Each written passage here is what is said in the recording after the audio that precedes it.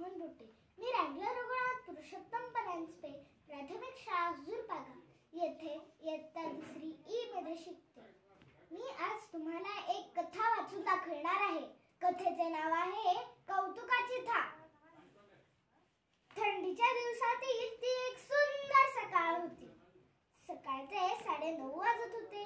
Ton ton ton शाळेची मधली सुट्टी झाली होती।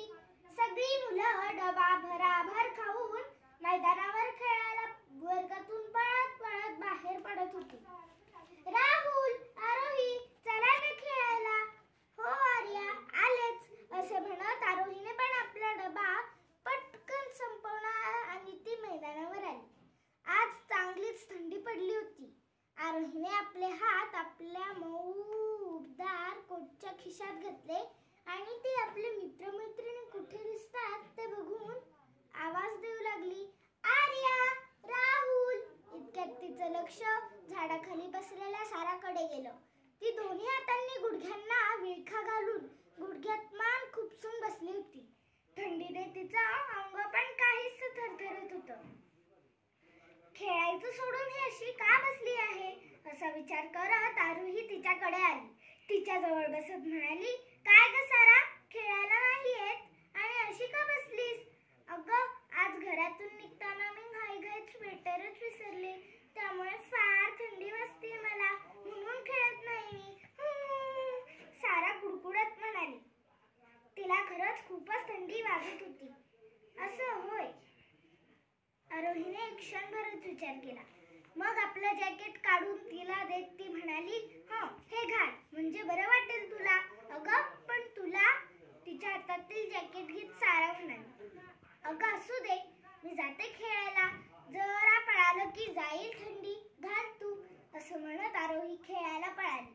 वरच्या मजल्यावर गॅलरीतून मुख्याध्यापक बाई हे सर्व पाहत होत्या।